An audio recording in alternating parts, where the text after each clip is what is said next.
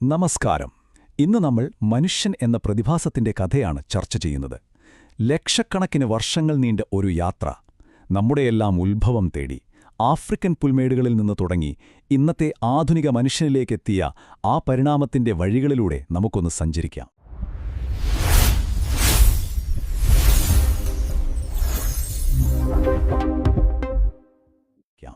ഈ ഒരു വലിയ കഥ നമുക്ക് മനസ്സിലാക്കാൻ എളുപ്പത്തിന് 5 ഭാഗങ്ങളായിട്ടാണ് നമ്മൾ നോക്കുന്നത്. ആദ്യം എല്ലാം തുടങ്ങിയ ആഫ്രിക്കൻ ഉത്ഭവത്തെക്കുറിച്ച് സംസാരിക്കാം. പിന്നെ നമ്മുടെ ആദ്യകാല പൂർവികരായ പ്രോട്ടോ ഹ്യൂമൻസിനെക്കുറിച്ച്. അതിനുശേഷം സാങ്കേതികവിദ്യയുടെ ആദ്യ പടവുകൾ കയറിയവരെയും നമ്മളെപ്പോലെ ചിന്തിക്കുന്ന ഹോമോസാപ്പിയൻസ് എന്ന വിഭാഗത്തിന്റെ ഉദയത്തെക്കുറിച്ചും ചർച്ച ചെയ്യും. ഒടുവിൽ ഈ പരിണാമയാത്ര എങ്ങനെ ഇന്ത്യൻ ഉപഭൂഖണ്ഡത്തിൽ എത്തിച്ചേർന്നു എന്നും നമ്മൾ വിശദമായി പരിശോധിക്കുന്നതായിരിക്കും. അപ്പോൾ നമ്മുടെ കഥയുടെ തുടക്കം ആഫ്രിക്കയിൽ നിന്നാണ്. മനുഷ്യരാശിയുടെ കളിത്തൊട്ടിൽ എന്ന് തന്നെ നമുക്ക് ആഫ്രിക്കയെ വിശേഷിപ്പിക്കാം.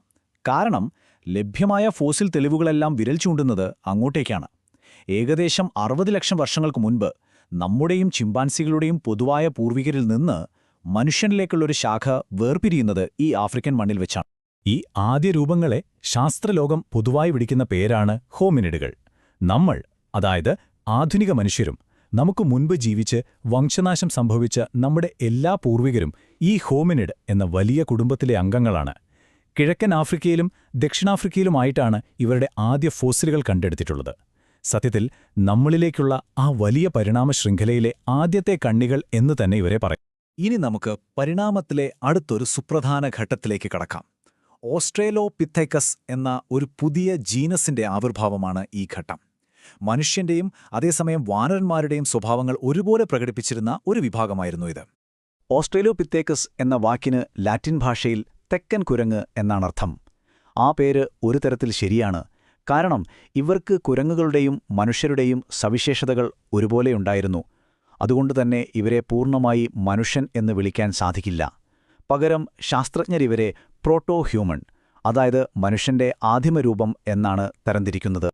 ഓസ്ട്രേലോപിഥെക്കസ് നമ്മുടെ പരിണാമ ചരിത്രത്തിലേക്ക് നൽകിയ ഏറ്റവും വലിയ സംഭാവന എന്താണെന്ന് ചോദിച്ചാൽ അത് ഇരുകാലിൽ നടക്കാനുള്ള കഴിവാണ്, ബൈപ്പെഡലിസം.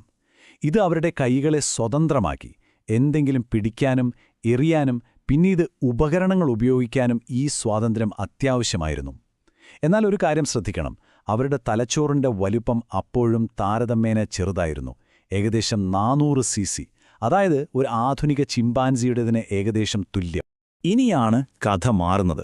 അടുത്ത ഘട്ടമെന്ന് പറയുന്നത് കേവലം ശാരീരികമായൊരു മാറ്റമല്ല, മറിച്ച് ഒരു സാങ്കേതിക വിപ്ലവത്തിന്റെ തുടക്കമാണ്. ആദ്യമായി മനുഷ്യപൂർവികർ ബോധപൂർവം ഉപകരണങ്ങൾ നിർമ്മിക്കാൻ തുടങ്ങുന്നു. ഈ വിപ്ലവത്തിന് തുടക്കം കുറിച്ച വിഭാഗമാണ് ഹോമോ ഹാബിലിസ്. ഹോമോ ഹാബിലിസ് പേര് സൂചിപ്പിക്കുന്നതുപോലെ കഴിവുള്ള മനുഷ്യൻ അല്ലെങ്കിൽ ഉപകരണങ്ങൾ ഉപയോഗിക്കുന്ന മനുഷ്യൻ എന്നാണ് അർത്ഥം. കല്ലുകൾ ഒന്നിനൊന്ന് ഇടിപ്പിച്ച് മൂർച്ചയുള്ള വായ്ത്തല ഉണ്ടാക്കിയെടുത്ത ആദ്യത്തെ ഹോമിനിഡുകൾ ഇവരായിരുന്നു. ഈ ലളിതമായ ഉപകരണങ്ങൾ ഉപയോഗിച്ച് അവർ മൃഗങ്ങളുടെ തോലുരിക്കാനും മാംസം മുറിക്കാനും എന്തിന് എല്ലുകൾ പൊട്ടിച്ച് അകത്തുള്ള പോഷകസമൃദ്ധമായ മജ്ജ എടുക്കാനും പഠിച്ചു. അപ്പോൾ നോക്കൂ, ഈ സാങ്കേതിക വിദ്യയുടെ കടന്നുവരവ് അവരുടെ തലച്ചോറിന്റെ വലുപ്പത്തിലും കാര്യമായ മാറ്റമുണ്ടാക്കി. ഏകദേശം 500 മുതൽ 700 cc വരെയായി മസ്തിഷ്കശേഷി വർദ്ധിച്ചു. ഇത് വളരെ പ്രധാനപ്പെട്ട ഒരു നിരീക്ഷണമാണ്. കാരണം ഉപകരണങ്ങൾ ഉപയോഗിച്ച് മെച്ചപ്പെട്ട ഭക്ഷണം, പ്രത്യേകിച്ചും മാംസം കഴിക്കാൻ തുടങ്ങിയപ്പോൾ തലച്ചോറിന് വളരാനാവശ്യമായ ഊർജ്ജം ലഭിച്ചു. വലിയ തലച്ചോറ് കൂടുതൽ മെച്ചപ്പെട്ട ഉപകരണങ്ങൾ ഉണ്ടാക്കാൻ സഹായിച്ചു. ഇതൊരു ഫീഡ്ബാക്ക് ലൂപ്പ് പോലെ പ്രവർത്തിച്ചു. ഹോമോ ഹാബിലിസിന് ശേഷം പരിണാമരംഗത്തേക്ക് വരുന്നത് ഹോമോ ഇറക്ടസ് ആണ്. ഏകദേശം 18 ലക്ഷം വർഷങ്ങൾക്ക് മുൻപാണിത്. നിവർന്നു നിന്ന മനുഷ്യൻ എന്നാണ് ഈ പേരിനർത്ഥം. മനുഷ്യന്റെ ചരിത്രഗതിയെ തന്നെ മാറ്റിമറിച്ച 2 കാര്യങ്ങൾ ഇവർ സ്വായത്തമാക്കി. അതിൽ ഒന്നാമത്തത് തീയുടെ നിയന്ത്രിത ഉപയോഗമാണ്. അതൊരു വലിയൊരു കുതിച്ചുചാട്ടമായിരുന്നു. തണുപ്പിൽ നിന്ന് സംരക്ഷണം, വന്യമൃഗങ്ങളെ അകറ്റി നിർത്താനുള്ള മാർഗം, പിന്നെ ഏറ്റവും പ്രധാനമായി ഭക്ഷണം പാകം ചെയ്ത് കഴിക്കാനുള്ള കഴിവ്. ഇത് ദഹനം എളുപ്പമാക്കി, കൂടുതൽ ഊർജം ലഭ്യമാക്കി. രണ്ടാമത്തെ പ്രധാന കാര്യം, ഹോമോ ഇറക്ടസ് ആണ് ആഫ്രിക്ക എന്ന വൻകരയ്ക്ക് പുറത്തേക്ക് ആദ്യമായി യാത്ര ചെയ്ത മനുഷ്യവർഗം. ഇതാണ് മനുഷ്യന്റെ ആഗോള വ്യാപനത്തിന് തുടക്കം കുറിക്കുന്നത്. അപ്പോൾ നമ്മൾ ഇതുവരെ കണ്ട ഈ പരിണാമത്തിലൊരു പ്രധാനപ്പെട്ട മാറ്റം തലച്ചോറിന്റെ വലിപ്പത്തിലായിരുന്നു അല്ലേ? ഈ പട്ടിക നോക്കൂ. ഓസ്ട്രലോപിഥെക്കസിന്റെ ഏകദേശം 400 cc നിന്ന് തുടങ്ങി ഹോമോ ഹാബിലിസിലൂടെ ഹോമോ ഇറക്ടസിലെത്തുമ്പോഴേക്കും അത് 1200 cc വരെയായി. അതായത് ഏകദേശം 3 ഇരട്ടിയായി വർദ്ധിച്ചു. ഈ വൈജ്ഞാനിക വളർച്ചയാണ് പിന്നീട് വരാനിരിക്കുന്ന സങ്കീർണമായ കഴിവുകൾക്കെല്ലാം അടിത്തറ പാകിയത്. ഇനി നമ്മൾ നമ്മുടെ സ്വന്തം സ്പീഷീസിലേക്ക്, അതായത് ഹോമോസാപ്പിയൻസിലേക്ക് വരികയാണ്. പരിണാമ ശൃംഖലയിലെ ഏറ്റവും നിർണായകമായൊരു ഘട്ടമാണിത്. ബുദ്ധിയുള്ള മനുഷ്യൻ എന്ന ഈ പേര് സൂചിപ്പിക്കുന്നതുപോലെ ചിന്താശേഷിയിലും ആശയവിനിമയത്തിലും ഒരു വമ്പൻ കുതിച്ചുചാട്ടം നടന്നത് ഈ കാലഘട്ടത്തിലാണ്. ആദ്യകാല ഹോമോസാപ്പിയൻസിനെ നിർവചിക്കുന്ന പ്രധാന ഘടകം തന്നെ അവരുടെ വലിയ തലച്ചോറായിരുന്നു. ഏകദേശം 1200 മുതൽ 1800 സിസി വരെ വലിപ്പമുണ്ടായിരുന്നു അതിന്. ഈ വലിയ മസ്തിഷ്കം അവർക്ക് സങ്കീർണമായ പ്രശ്നങ്ങൾക്ക് പരിഹാരം കാണാനും ഭാവി മുൻകൂട്ടി കണ്ട് കാര്യങ്ങൾ ആസൂത്രണം ചെയ്യാനും കൂടുതൽ മെച്ചപ്പെട്ട സാമൂഹിക ജീവിതം നയിക്കാനും കഴിവ് നൽകി.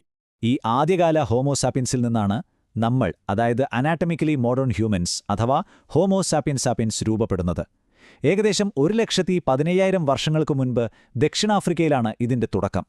അതീവ ബുദ്ധിമാനായ മനുഷ്യൻ എന്ന് നമുക്കിവരെ വിളിക്കാം. നമ്മൾ ഈ വിഭാഗത്തിൽപ്പെടുന്നു. അപ്പോ ആധുനിക മനുഷ്യന്റെ ശാരീരിക പ്രത്യേകതകൾ എന്തൊക്കെയായിരുന്നു? ഉരുണ്ട തലയോട്ടി, താരതമ്യേന പരന്ന മുഖം, പിന്നെ 1200 മുതൽ 2000 സിസി വരെ ശേഷിയുള്ള വലിയൊരു തലച്ചോർ. പക്ഷേ ഏറ്റവും പ്രധാനപ്പെട്ട കഴിവ് അതൊന്നുമായിരുന്നില്ല. അത് തനിക്ക് ചുറ്റുമുള്ള പരിസ്ഥിതിയെ ബോധപൂർവം വലിയ തോതിൽ മാറ്റം വരുത്താനുള്ള കഴിവായിരുന്നു. ഈ കഴിവുകൾക്കെല്ലാം അടിത്തറ പാകിയത് ഒരൊറ്റ കാര്യമാണ്: സങ്കീർണമായ ഭാഷ. ഭാഷയുടെ ഉത്ഭവത്തെക്കുറിച്ച് പണ്ഡിതന്മാർക്കിടയിൽ ഒരുപാട് ചർച്ചകൾ നടന്നിട്ടുണ്ട്.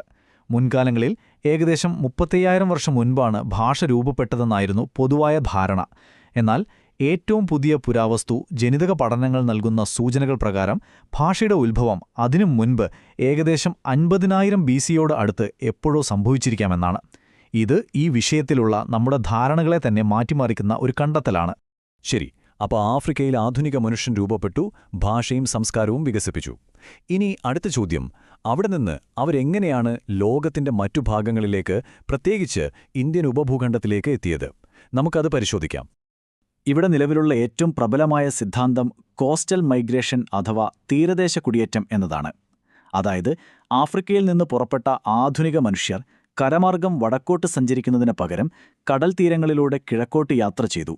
അറേബ്യൻ ഉപദ്വീപിന്റെ തീരത്തുകൂടെ സഞ്ചരിച്ച് അവർ ഇന്ത്യൻ ഉപഭൂഖണ്ഡത്തിന്റെ പടിഞ്ഞാറൻ തീരത്ത് എത്തിച്ചേർന്നു എന്നാണ് കരുതപ്പെടുന്നത്. ഈ കുടിയേറ്റം എപ്പോൾ നടന്നു എന്നതിനും നമുക്ക് ഏകദേശ ധാരണയുണ്ട്.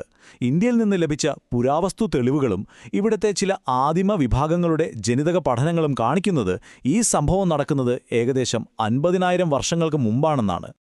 ഇങ്ങനെ ഇന്ത്യയിലെത്തിയ ഈ സംഘം പിന്നീട് ഉപഭൂഖണ്ഡത്തിന്റെ പല ഭാഗങ്ങളിലേക്കും വ്യാപിച്ചു. ഇതിന്റെ ഏറ്റവും വലിയ തെളിവ് ഇന്നും നമ്മുടെ മുന്നിലുണ്ട്. ആഫ്രിക്കയിൽ നിന്നെത്തിയ ഈ ആദ്യ കുടിയേറ്റക്കാരുടെ ജനിതക പാരമ്പര്യം ഇന്നും ഇന്ത്യയിലെ ചില ആദിവാസി വിഭാഗങ്ങളിൽ, പ്രത്യേകിച്ച് ഓസ്ട്രോ ഏഷ്യാറ്റിക് ഭാഷകൾ സംസാരിക്കുന്നവരുടെ ഇടയിൽ വ്യക്തമായി കാണാൻ സാധിക്കും. അപ്പോൾ ഈ ചർച്ചയുടെ ഒരു സംഗ്രഹം എന്ന നിലയ്ക്ക് നമുക്ക് പറയാം, മനുഷ്യപരിണാമം ഏതെങ്കിലും ഒരു ഘടകം കൊണ്ട് മാത്രം സംഭവിച്ച ഒന്നല്ല, മറിച്ച് തലച്ചോറിന്റെ വളർച്ച, ഉപകരണങ്ങളുടെ ഉപയോഗം, തീയുടെ കണ്ടുപിടുത്തം, ഭാഷയുടെ ആവിർഭാവം എന്നിങ്ങനെ പല കാര്യങ്ങൾ പരസ്പരം ബന്ധപ്പെട്ടും സ്വാധീനിച്ചും മുന്നോട്ടുപോയ ഒരു സങ്കീർണമായ പ്രക്രിയയായിരുന്നു അത്. ഇവയെല്ലാം ചേർന്നാണ് നമ്മളെ ഇന്നത്തെ ആധുനിക മനുഷ്യനാക്കി മാറ്റിയത്. അപ്പോൾ ആഫ്രിക്കയിലെ ഒരു പുൽമേട്ടിൽ നിന്ന് തുടങ്ങി ലോകം മുഴുവൻ വ്യാപിച്ച കോടിക്കണക്കിന് വർഷങ്ങൾ നീണ്ട ഒരു മഹായാത്രയാണ് നമ്മൾ ചുരുക്കത്തിൽ കണ്ടത്.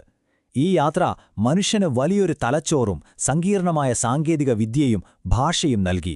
ഇത് നമ്മെ ഒരു ചോദ്യത്തിന് മുന്നിൽ നിർത്തുന്നു: പരിണാമത്തിന്റെ ഈ ഘട്ടത്തിന് ശേഷം മനുഷ്യരാശിയുടെ അടുത്ത നിർണായകമായ ചുവടുവെപ്പ് എന്തായിരിക്കും? ഈ ചോദ്യം നിങ്ങൾക്കായി വിട്ടുകൊണ്ട് നിർത്തുന്നു. നന്ദി. ശരി, നമ്മുടെ ഈ വിശകലനത്തിന്റെ അവസാന ഭാഗത്തേക്ക് കടക്കാം.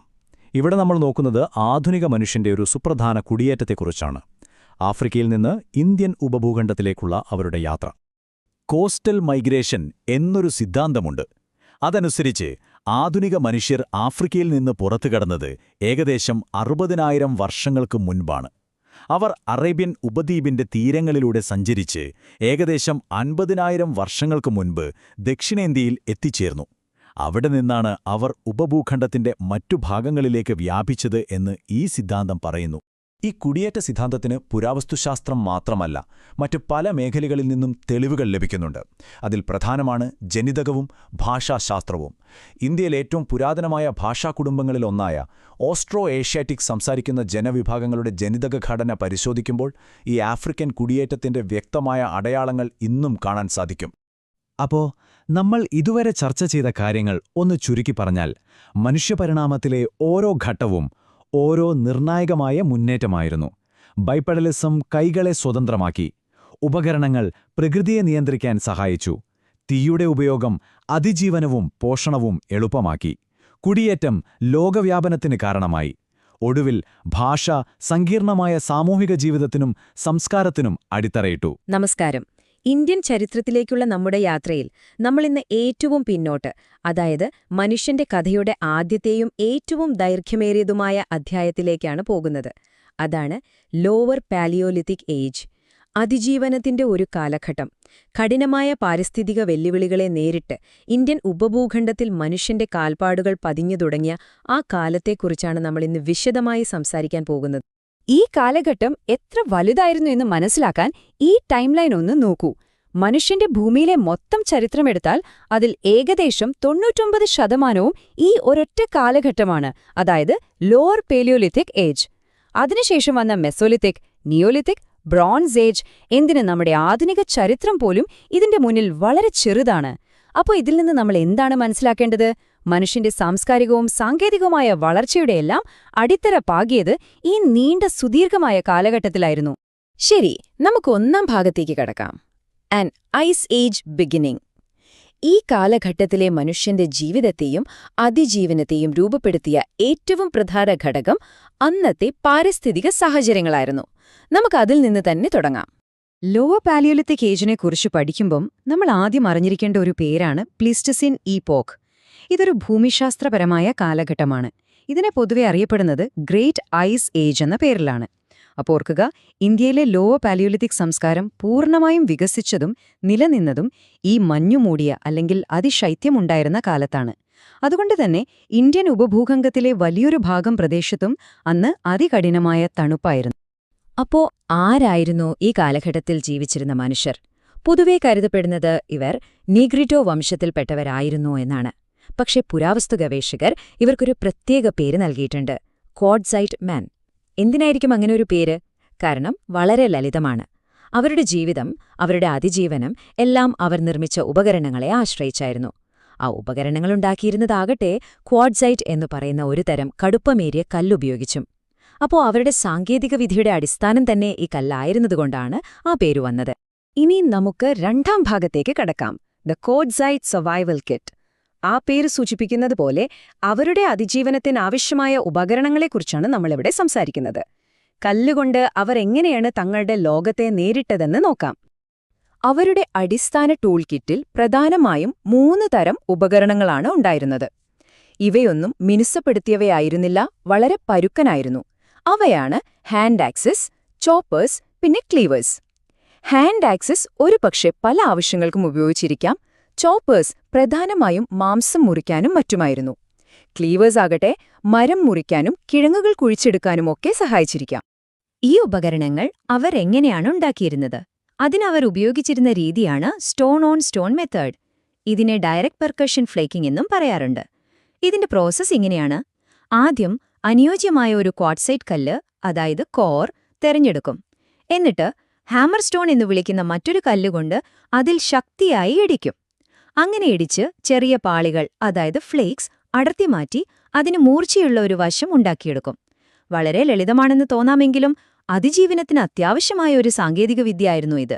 മൂന്നാം ഭാഗം, ലൈഫ് ആസ് എ ഹണ്ടർ ഗാദറർ. അപ്പോൾ അവരുടെ ഉപകരണങ്ങളെക്കുറിച്ച് നമ്മൾ മനസ്സിലാക്കി. ഇനി ആ ഉപകരണങ്ങൾ ഉപയോഗിച്ച് അവരെങ്ങനെയാണ് ജീവിച്ചിരുന്നതെന്ന് നോക്കാം. അവരുടെ ജീവിതരീതിയും സാമൂഹിക ക്രമവും എങ്ങനെയുള്ളതായിരുന്നു?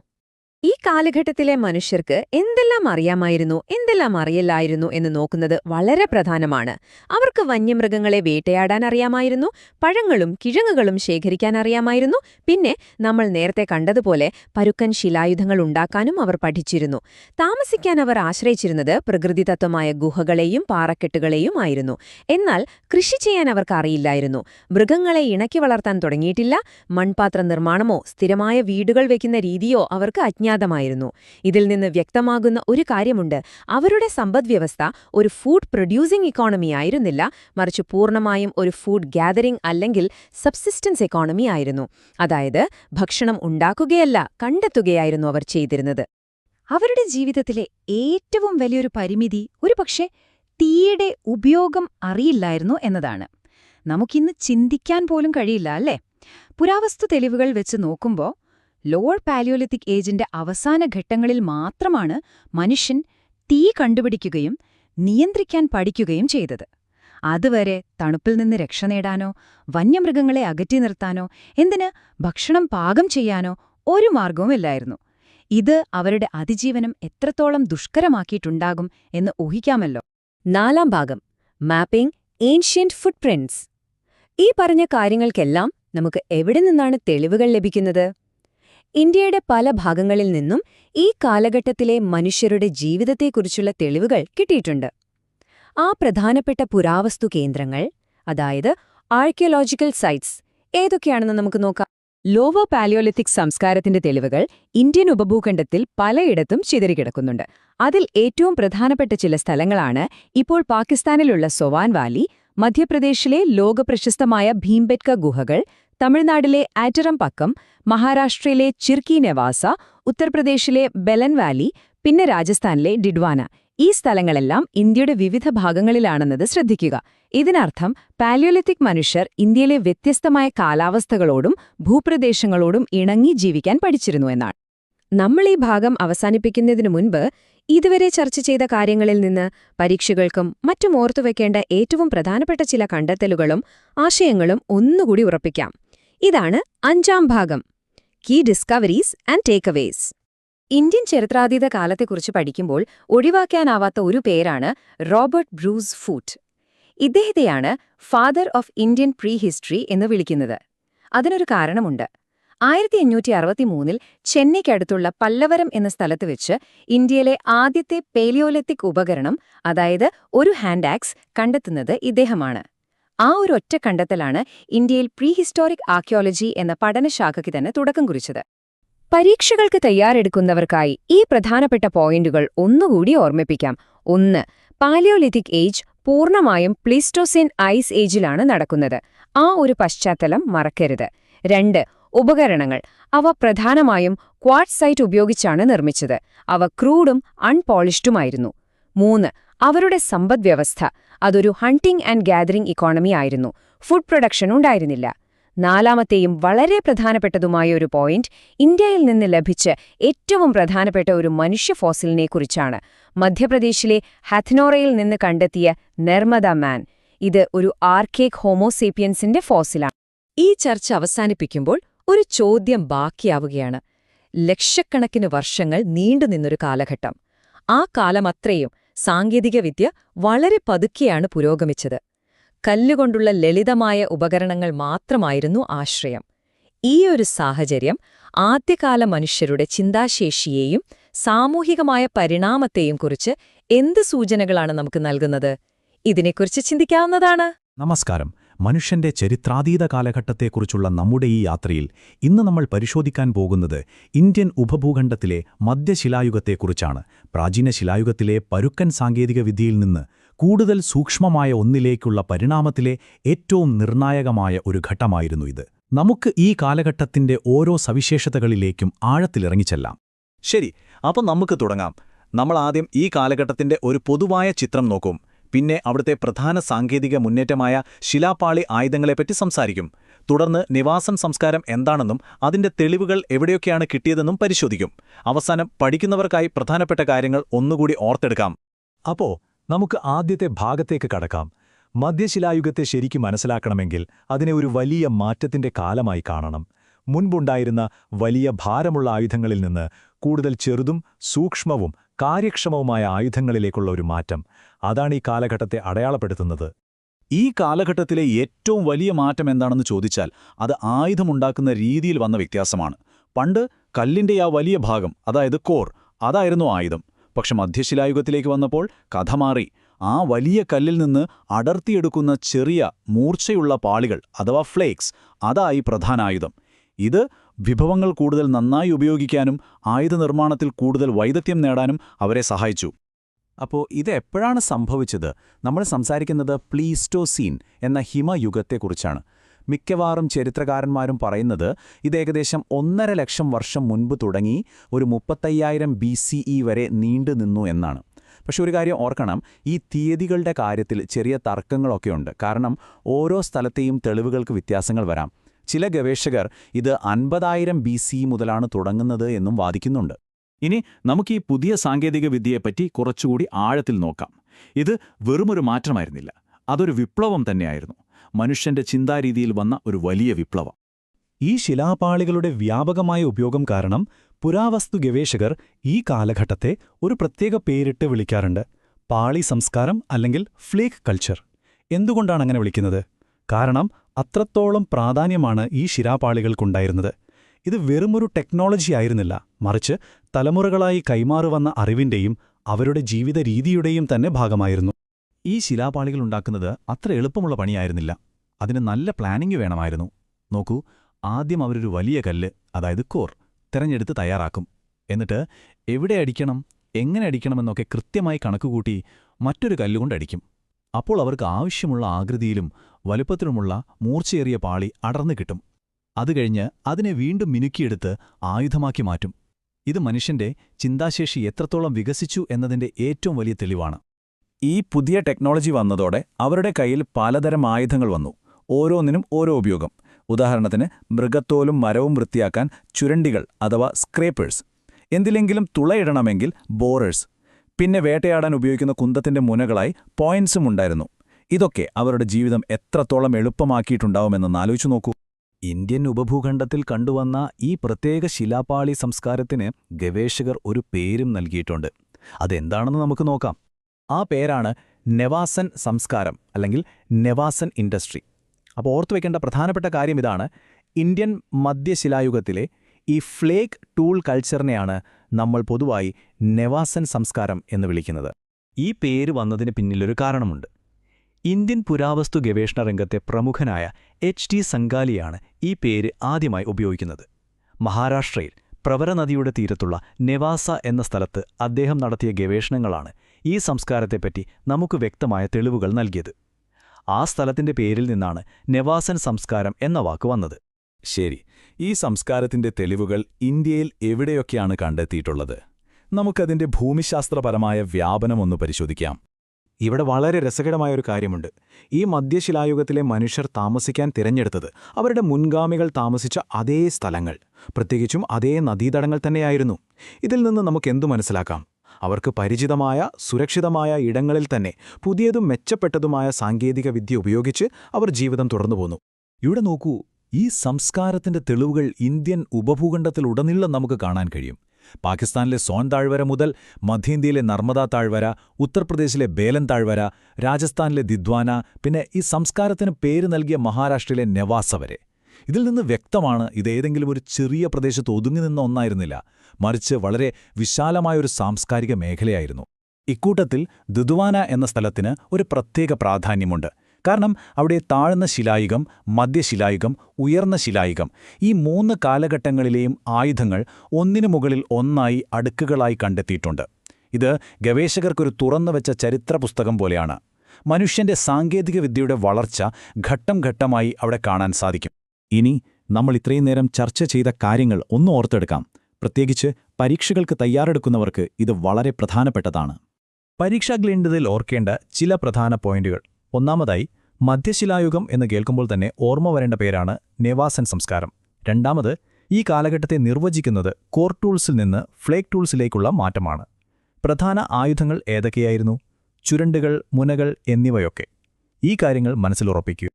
ഇനി ഭൂമിശാസ്ത്രപരമായ കാര്യങ്ങൾ ഓർത്തുവയ്ക്കാം.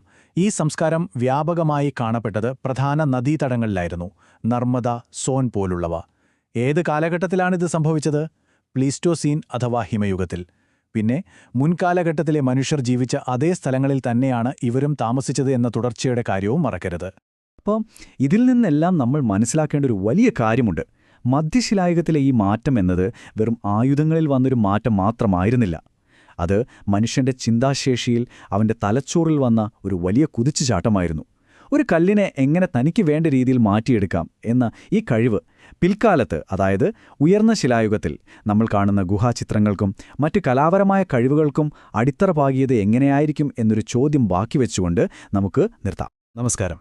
നമ്മൾ ഇന്ന് ചർച്ച ചെയ്യാൻ പോകുന്നത് ഇന്ത്യയിലെ പാലിയോലിഥിക് ഏജ്, അതായത് പഴയ ശിലായുഗത്തിന്റെ ഏറ്റവും അവസാനത്തെ നിർണായകമായൊരു ഘട്ടത്തെക്കുറിച്ചാണ്. അതാണ് അപ്പർ പാലിയോലിഥിക് യുഗം. വെറുമൊരു കാലഘട്ടം എന്നതിലുപരി ടെക്നോളജിയിലും സമൂഹത്തിലും, എന്തിന് മനുഷ്യൻ ചിന്തിക്കുന്ന രീതിയിൽ പോലും വലിയ മാറ്റങ്ങൾ വന്ന ഒരു ട്രാൻസിഷൻ പീരീഡായിരുന്നു ഇത്. ശരിക്കും പറഞ്ഞാൽ ആധുനിക മനുഷ്യന്റെ സാംസ്കാരിക അടിത്തറ എങ്ങനെയാണ് രൂപപ്പെട്ടതെന്ന് മനസ്സിലാക്കണമെങ്കിൽ നമ്മൾ ഈ കാലഘട്ടത്തിലേക്ക് തന്നെ നോക്കണം. എപ്പോഴാണ് നമ്മുടെയൊക്കെ പൂർവികർ നമ്മളെപ്പോലെ ചിന്തിക്കാനും സൃഷ്ടിക്കാനും തുടങ്ങിയത്? വളരെ പ്രധാനപ്പെട്ടൊരു ചോദ്യമാണിതല്ലേ. കാരണം വെറും അതിജീവനത്തിനപ്പുറം സൗന്ദര്യത്തെപ്പറ്റിയും സിംബലുകളെപ്പറ്റിയുമൊക്കെ മനുഷ്യൻ ചിന്തിച്ചു തുടങ്ങിയതിന്റെ ആദ്യത്തെ ഏറ്റവും വ്യക്തമായ ആർക്കിയോളജിക്കൽ തെളിവുകൾ നമുക്ക് കിട്ടുന്നത് ഈ അപ്പർ പാലിയോലിത്തിക് യുഗത്തിൽ നിന്നാണ്. അപ്പോൾ നമ്മളിവിടെ അന്വേഷിക്കുന്നത് ആധുനിക മനുഷ്യന്റെ ആ ഒരു കോഗ്നിറ്റീവ് റിവല്യൂഷന്റെ തുടക്കമാണ്. അതോ ഈ വിഷയത്തെക്കുറിച്ച് ഒരു കംപ്ലീറ്റ് പിക്ചർ കിട്ടാൻ നമ്മൾ ഈ 6 കാര്യങ്ങളിലൂടെയാണ് കടന്നുപോകാൻ പോകുന്നത്.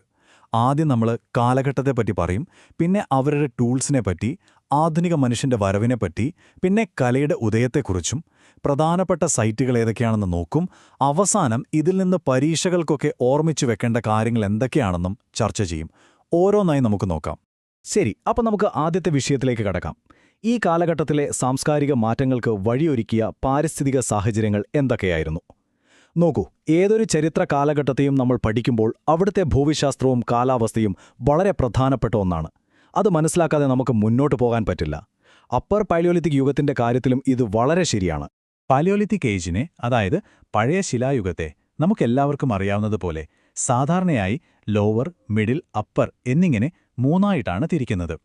ഇതിൽ അവസാനത്തേതാണ് നമ്മൾ ചർച്ച ചെയ്യുന്ന അപ്പർ പാലിയോലിത്തിക് ഘട്ടം. ഇന്ത്യയിൽ ഇതിന്റെ കാലഘട്ടമെന്ന് പറയുന്നത് ഏകദേശം 40,000 BC മുതൽ 10,000 BC വരെയാണ്. ഈ ടൈം ലൈൻ വളരെ പ്രധാനപ്പെട്ടതാണ്. കാരണം ഇത് ഭൂമിയുടെ ചരിത്രത്തിലെ വലിയൊരു മാറ്റത്തിന്റെ അവസാന സമയത്തായിരുന്നു. ഭൂമിയുടെ ചരിത്രം വെച്ച് നോക്കുമ്പോൾ ഈ കാലഘട്ടം വരുന്നത് പ്ലൈസ്റ്റോസീൻ എപ്പോക്കിന്റെ അവസാനത്തിലാണ്. കുറച്ചുകൂടി ലളിതമായി പറഞ്ഞാൽ ഇത് ഭൂമിയിലെ അവസാനത്തെ ഐസ് ഏജ്, അതായത് ഹിമയുഗം അവസാനിക്കുന്ന സമയമായിരുന്നു. ഒന്നാലോചിച്ച് നോക്കൂ, വലിയ മഞ്ഞുപാളികൾ പതിയെ ഉരുകി പിൻവാങ്ങുന്നു, കാലാവസ്ഥ മൊത്തത്തിൽ മാറുന്നു. ഈയൊരു വലിയ മാറ്റം മനുഷ്യന്റെ ജീവിതരീതിയെ നേരിട്ട് തന്നെ സ്വാധീനിച്ചു. അപ്പോൾ എന്തായിരുന്നു ആ മാറ്റം? ഹിമയുഗം അവസാനിച്ചപ്പോൾ അതുവരെ ഉണ്ടായിരുന്ന ഭയങ്കര തണുപ്പും വരൾച്ചയുമുള്ള കാലാവസ്ഥ മാറി. പകരം കുറച്ചുകൂടി ചൂടും എന്നാൽ ഈർപ്പം കുറഞ്ഞതുമായ ഒരു പുതിയ തരം കാലാവസ്ഥ വന്നു. ഇത് മനുഷ്യർക്ക് വളരെ അനുകൂലമായിരുന്നു. കാരണം ഈ പുതിയ കാലാവസ്ഥയിൽ പലതരം ചെടികളും മൃഗങ്ങളും കൂടുതൽ സ്ഥലങ്ങളിലേക്ക് വ്യാപിക്കാൻ തുടങ്ങി. ഇത് മനുഷ്യർക്ക് താമസിക്കാനും വേട്ടയാടാനും പുതിയ പുതിയ സ്ഥലങ്ങൾ തുറന്നുകൊടുത്തു. ഈ മാറുന്ന പരിസ്ഥിതിയുമായി പൊരുത്തപ്പെടാൻ മനുഷ്യനെ ഏറ്റവും കൂടുതൽ സഹായിച്ചതെന്താണെന്നറിയോ? അത് അവന്റെ ടെക്നോളജിയിലുണ്ടായ മുന്നേറ്റമാണ്. നമുക്ക് ഈ കാലഘട്ടത്തിലെ അവരുടെ ശിലായുധ നിർമ്മാണ രീതി, അതായത് ലിഥിക് ടെക്നോളജി, കുറച്ചുകൂടി വിശദമായിട്ടൊന്ന് നോക്കാം. ആർക്കിയോളജിസ്റ്റുകൾ ഈ കാലഘട്ടത്തിലെ ടൂൾ ടെക്നോളജിയെ വിളിക്കുന്നൊരു പേരുണ്ട്, ബ്ലേഡ് ആൻഡ് ബുറിൻ ഇൻഡസ്ട്രി. ഇതിനു മുൻപുള്ള കാലഘട്ടങ്ങളിൽ കുറച്ചുകൂടി പരുക്കൻ ടൂൾസിൽ നിന്ന് വളരെ വ്യത്യസ്തമായിരുന്നു ഇത്. ഇവിടെ വളരെ സൂക്ഷ്മവും പലതരം ആവശ്യങ്ങൾക്ക് ഉപയോഗിക്കാൻ പറ്റുന്നതുമായ ഉപകരണങ്ങൾ അവർ ഉണ്ടാക്കി തുടങ്ങി. ഇത് വെറുമൊരു സ്കില്ല് മാത്രമല്ല, മറിച്ച് ഒരു ടൂൾ ഉണ്ടാക്കുന്നതിന് മുമ്പ് അത് കൃത്യമായി പ്ലാൻ ചെയ്യാനും പല സ്റ്റെപ്പുകളിലൂടെ അത് നിർമ്മിച്ചെടുക്കാനുമുള്ള മനുഷ്യന്റെ കഴിവിന്റെ ഒരു വലിയ തെളിവ് കൂടിയാണ്. അപ്പോൾ എന്തൊക്കെയായിരുന്നു ഈ പുതിയ ടെക്നോളജിയിലെ പ്രധാന ടൂൾസ്? ഒന്ന്, ബ്ലേഡുകൾ, അതായത് നീളമുള്ള നല്ല മൂർച്ചയുള്ള കൽച്ചീളുകൾ. പിന്നെ ബ്യൂറിനുകൾ, അതായത് ഉളി പോലെയിരിക്കുന്ന ടൂൾസ്. ഇത് എല്ല്, മരക്കൊമ്പ്, തടി എന്നിവയിലൊക്കെ കൊത്തുപണി ചെയ്യാൻ ഉപയോഗിച്ചു. പക്ഷേ ഇതിലെ ഏറ്റവും വലിയ വിപ്ലവം എന്താണെന്ന് വെച്ചാൽ മനുഷ്യൻ കല്ലെന്ന മെറ്റീരിയൽ മാത്രം ഉപയോഗിക്കുന്നതിൽ നിന്നും മാറിയെന്നതാണ്. മൃഗങ്ങളുടെ എല്ലുകളും കൊമ്പുകളുമൊക്കെ ഉപയോഗിച്ച് ടൂൾസും ആഭരണങ്ങളും ഉണ്ടാക്കാൻ തുടങ്ങിയത് ഈ കാലഘട്ടത്തിൽ. ഇങ്ങനെയൊരു ടെക്നോളജി ഇവിടെ ഉണ്ടായിരുന്നതിന് നമുക്ക് ഇന്ത്യയിൽ നിന്ന് തന്നെ വളരെ വ്യക്തമായ തെളിവുകൾ കിട്ടിയിട്ടുണ്ട്.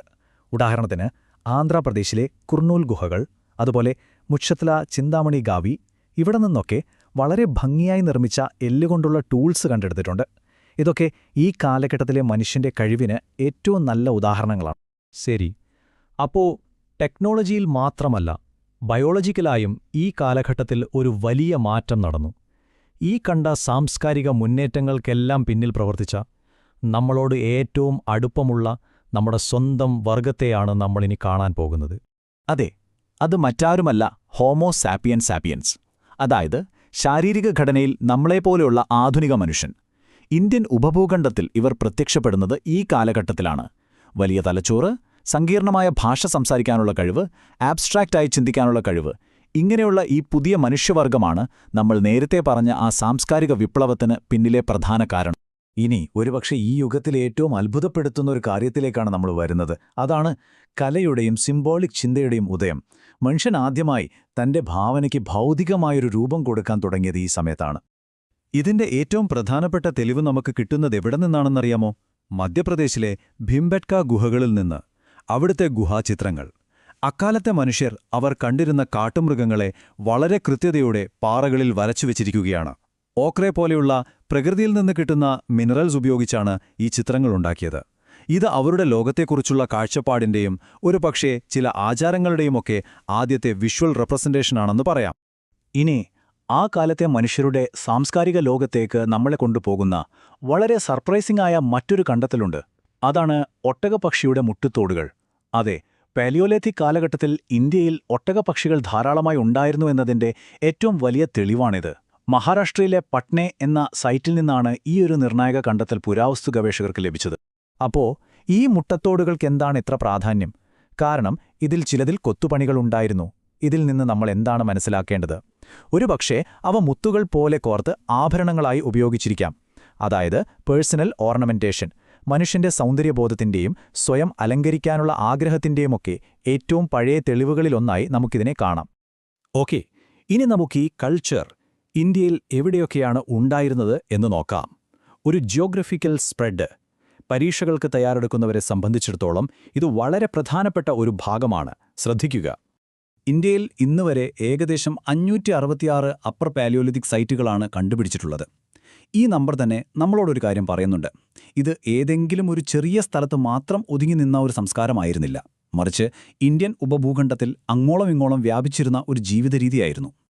ഇതിലെ ഏറ്റവും പ്രധാനപ്പെട്ട ചില സൈറ്റുകൾ നമുക്കൊന്ന് പരിചയപ്പെടാം. തീർച്ചയായും മധ്യപ്രദേശിലെ ഭീംബെട്ക അതിന്റെ ഗുഹാചിത്രങ്ങൾക്ക് ഫേമസ് ആണ്. പിന്നെ മഹാരാഷ്ട്രയിലെ പട്നെ, അവിടെയാണ് നമ്മൾ പറഞ്ഞ ഒട്ടകപ്പക്ഷിയുടെ മുട്ടത്തോടുകൾ കിട്ടിയത്. ആന്ധ്രാപ്രദേശിലെ കുർണൂൾ ഗുഹകളിൽ നിന്ന് എല്ലുകൊണ്ടുള്ള ടൂൾസിന്റെ തെളിവുകൾ കിട്ടി. ഉത്തർപ്രദേശിലെ ബെലൻ വാലിക്കൽ പ്രത്യേകതയുണ്ട്. അവിടെ പാലിയോലിത്തിക് യുഗത്തിന്റെ 3 ഘട്ടങ്ങളുടെയും, അതായത് ലോവർ, മിഡിൽ, അപ്പർ, 3ന്റെയും തെളിവുകൾ ഒരേ സ്ഥലത്തുനിന്ന് കിട്ടിയിട്ടുണ്ട്. അതൊരു കണ്ടിന്യൂറ്റി കാണിക്കുന്നു. ശരി, അപ്പോൾ നമ്മൾ ഇത്രയും നേരം സംസാരിച്ച കാര്യങ്ങളിലെ ഏറ്റവും പ്രധാനപ്പെട്ട പോയിന്റ്സ് എന്തൊക്കെയാണെന്ന് നമുക്കൊന്ന് ചുരുക്കി നോക്കാം. പരീക്ഷയുടെ പോയിന്റ് ഓഫ് വ്യൂവിൽ നോക്കുന്നവർക്ക് ഈ ഭാഗം വളരെ ഹെൽപ്ഫുള്ളായിരിക്കും. അപ്പോൾ ഓർമ്മയിൽ വെക്കേണ്ട 5 കീ പോയിന്റ്സ്. 1. ക്ലൈമറ്റ്, അതായത് ഐസേജിനു ശേഷം വന്ന കുറച്ചുകൂടി ചൂടുള്ള കാലാവസ്ഥ. 2. ടെക്നോളജി, ബ്ലേഡ് ആൻഡ് ബ്യൂറിൻ ഇൻഡസ്ട്രി ആയിരുന്നു പ്രധാനം. 3. സ്പീഷീസ്, ഇത് ഹോമോസേപ്പിയൻ സേപ്പിയൻസിന്റെ കാലഘട്ടമാണ്. 4. ആർട്ട്, ഗുഹാചിത്രങ്ങളുടെയും ഓർണമെന്റേഷന്റെയും തുടക്കം ഇവിടെയാണ്. പിന്നെ 5ാമതായി ഇതിന്റെ സ്പ്രെഡ്. ഇന്ത്യയിലുടനീളം ഇതിന്റെ സൈറ്റുകൾ നമുക്ക് കാണാൻ കഴിയും. അതുകൊണ്ട് ചുരുക്കി പറഞ്ഞാൽ അപ്പർ പാലിയോലിത്തിക് യുഗമെന്നത് വെറുമൊരു കാലഘട്ടമായിരുന്നില്ല. അതൊരു നിർണായകമായൊരു വഴിതിരിവായിരുന്നു. ടെക്നോളജി, ബയോളജി, കൾച്ചർ, ഈ 3 കാര്യങ്ങളും ആദ്യമായി ഒരുമിച്ച് ചേർന്ന് ഇന്ന് നമ്മൾ കാണുന്ന ആധുനിക മനുഷ്യന് അടിത്തറയിട്ടൊരു കാലഘട്ടം. അതാണ് അപ്പർ പാലിയോലിത്തിക് ഏജ്. അപ്പോൾ അവസാനിപ്പിക്കുന്നതിന് മുൻപ് ഒരു ചിന്ത നിങ്ങളുമായി പങ്കുവയ്ക്കുകയാണ്. ഏകദേശം 40,000-ലധികം വർഷങ്ങൾക്ക് മുൻപ് ഭിംബേട്കയിലെ ആ പാറകളിൽ ചിത്രം വരച്ച മനുഷ്യന്റെ തലച്ചോറും ഇന്ന് നമ്മുടെ തലച്ചോറും തമ്മിൽ ശാരീരികമായി ഒരു വ്യത്യാസവുമില്ല, ഒരുപോലെയാണ്. അങ്ങനെയെങ്കിൽ മനുഷ്യന്റെ ക്രിയേറ്റിവിറ്റിക്ക്, അവന്റെ സർഗാത്മകതയ്ക്ക് കാലം ഒരതിരാണോ? ഇതൊന്നാലോചിച്ചു നോക്കൂ. നമസ്കാരം. ഇന്ന് നമ്മൾ നോക്കാൻ പോകുന്നത് ഇന്ത്യയുടെ പുരാതന ചരിത്രത്തിലെ, വിശേഷിച്ച് മധ്യശിലായുഗത്തിലെ വളരെ കൗതുകകരമായൊരു പ്രഹേളികയാണ്. മെസോലിത്തിക് കാലഘട്ടത്തിലെ മനുഷ്യർ അവരുടെ ലോകം മുഴുവൻ പാറകളിൽ വരച്ചുവെച്ചപ്പോൾ വളരെ സാധാരണയായി കാണുന്ന ഒരു ജീവിയെ മാത്രം അവരതിൽ നിന്ന് ഒഴിവാക്കി. എന്തുകൊണ്ടായിരുന്നു അത്? നമുക്ക് ആഴത്തിലൊന്ന് പരിശോധിക്കാം. അപ്പോ ഇതാണ് നമ്മളെ കുഴപ്പിക്കുന്ന ആ ചോദ്യം. മെസോലിത്തിക് മനുഷ്യർ അവര് കണ്ട മാൻ, കാട്ടുപന്നി, ആന, അങ്ങനെ ഒരുപാട് മൃഗങ്ങളെ പാറകളിൽ വരച്ചുവെച്ചു. പക്ഷേ അവരുടെ ചുറ്റും എപ്പോഴും കാണുന്ന പാമ്പുകളെ മാത്രം എവിടെയും കാണാനില്ല. പുരാവസ്തുശാസ്ത്രം നേരിടുന്ന ഈ നിശബ്ദതയ്ക്ക് എന്തായിരിക്കും അർത്ഥം? നമുക്കിതിന്റെ ഉത്തരം കണ്ടെത്താൻ ശ്രമിക്കാം. ഈയൊരു രഹസ്യം മനസ്സിലാക്കണമെങ്കിൽ നമ്മൾ ആദ്യം ആ കാലഘട്ടം എന്താണെന്ന് അറിയണം, അല്ലേ? ആരായിരുന്നു ഈ മീസോലിത്തിക് മനുഷ്യർ? അവരുടെ ജീവിത സാഹചര്യങ്ങൾ എന്തൊക്കെയായിരുന്നു? ഈയൊരു അടിസ്ഥാനം വ്യക്തമായാൽ മാത്രമേ അവരുടെ കലയുടെ അർത്ഥം നമുക്ക് ശരിക്കും മനസ്സിലാക്കാൻ സാധിക്കൂ. മെസോലിത്തിക് യുഗം അഥവാ മധ്യശിലായുഗം ഹോളോസീൻ യുഗത്തിൽ ഉൾപ്പെടുന്നു. ഇത് പാലിയോലിത്തിക്, നിയോലിത്തിക് യുഗങ്ങൾക്കിടയിലുള്ള പരിവർത്തന കാലഘട്ടമാണ്. ഇത് പാലിയോലിത്തിക് ഏജിലെ നായാടി ജീവിതത്തിനും പുതിയ ശിലായുഗമായ നിയോലിത്തിക് ഏജിലെ കാർഷിക ജീവിതത്തിനും ഇടയിലുള്ള ഒരു പാലം പോലെയായിരുന്നു ഈ കാലഘട്ടം. മനുഷ്യന്റെ ജീവിതരീതിയിൽ വലിയ മാറ്റങ്ങൾ വന്നൊരു സമയമായിരുന്നു അത്. ഇന്ത്യയുടെ കാര്യത്തിൽ ഈ കാലഘട്ടം ഏകദേശം 10,000 BC-യിൽ തുടങ്ങി 6000 BC വരെ നീണ്ടുനിന്നുവെന്ന് പറയാം. ഈ സമയത്തുണ്ടായ ഏറ്റവും വലിയൊരു സാങ്കേതിക മുന്നേറ്റമാണ് മൈക്രോലെറ്റ്സിന്റെ കണ്ടുപിടുത്തം. അതായത് വളരെ ചെറിയ, സൂക്ഷ്മമായ കല്ലുകൊണ്ടുള്ള ആയുധങ്ങൾ. ഇത് അവരുടെ വേട്ടയാടലൊക്കെ ഒരുപാട് എളുപ്പമാക്കി. ഈ കാലം അവസാനിക്കുന്നതോടുകൂടിയാണ് മനുഷ്യൻ പതിയെ കൃഷിയിലേക്കും സ്ഥിരമായ താമസത്തിലേക്കുമൊക്കെ മാറുന്നത്. അതാണ് നിയോലിത്തിക് പീരിയഡ്. ശരി, അപ്പൊ നമുക്ക് ഈ കാലഘട്ടത്തെക്കുറിച്ച് ഇത്രയൊക്കെ വിവരങ്ങൾ എവിടെ നിന്നാണ് കിട്ടുന്നത്? ആ തെളിവുകളിലേക്കൊന്നു പോകാം. പ്രധാനപ്പെട്ട പുരാവസ്തു കേന്ദ്രങ്ങൾ ഏതൊക്കെയാണെന്ന് നമുക്ക് നോക്കാം. നമ്മൾ ആദ്യം നോക്കുന്നത് രാജസ്ഥാനിലെ ബഗോറാണ്. കോഥാരി നദിയുടെ തീരത്താണ് ഈ സ്ഥലം. ഇന്ത്യയിലെ ഏറ്റവും പ്രധാനപ്പെട്ട മെസോലിത്തിക് സൈറ്റുകളിൽ ഒന്നാണിത്. ഇതിന്റെ പ്രാധാന്യം എന്താണെന്ന് വെച്ചാൽ, മൃഗങ്ങളെ ഇണക്കി വളർത്തുന്നതിന്റെ, അതായത് ഡൊമസ്റ്റിക്കേഷന്റെ ഏറ്റവും പഴയ തെളിവുകൾ നമുക്ക് കിട്ടുന്നത് ഇവിടെ നിന്നാണ്. ഇതൊരു ചെറിയ മാറ്റമല്ല, മനുഷ്യനും പ്രകൃതിയും തമ്മിലുള്ള ബന്ധം തന്നെ മാറുകയായിരുന്നു. മനുഷ്യൻ പ്രകൃതിയെ ഉപയോഗിക്കുക മാത്രമല്ല, അതിനെ നിയന്ത്രിക്കാനും തുടങ്ങുകയായിരുന്നു. ഇതുപോലെ തന്നെ മധ്യപ്രദേശിലെ ആഡംഗറിൽ നിന്നും മൃഗങ്ങളെ വളർത്തിയതിന്റെ തെളിവുകൾ കിട്ടിയിട്ടുണ്ട്. അപ്പോൾ ബഗോറിൽ കണ്ട കാര്യം ഇവിടെയും ശരിവയ്ക്കാണ്. അതായത് വേട്ടയാടൽ മാത്രമല്ല, മൃഗങ്ങളെ വളർത്തുന്നതും അവരുടെ ഒരു പ്രധാന സാമ്പത്തിക മാർഗമായി മാറുകയായിരുന്നു. ഇനി നമ്മുടെ ഈ ചർച്ചയുടെ ഏറ്റവും പ്രധാനപ്പെട്ട ഒരു സ്ഥലത്തേക്ക് വരാം. മധ്യപ്രദേശിലെ വിന്ധ്യ മലനിരകളിലുള്ള ഭിംബേട്ക. ഇതൊരു ലോക പ്രശസ്തമായ കേന്ദ്രമാണ്. കാരണം ഇവിടെ 500-ലധികം ഗുഹകളിലായി ആ കാലത്തെ മനുഷ്യരുടെ ജീവിതം മുഴുവൻ ചിത്രങ്ങളായി വരച്ചുവെച്ചിട്ടുണ്ട്. അവരുടെ വേട്ട, ആഘോഷങ്ങൾ, വിശ്വാസങ്ങൾ എല്ലാം. നമുക്ക് കിട്ടിയ ഏറ്റവും വലിയ ദൃശ്യപരമായ തെളിവ് ഇതാണ്.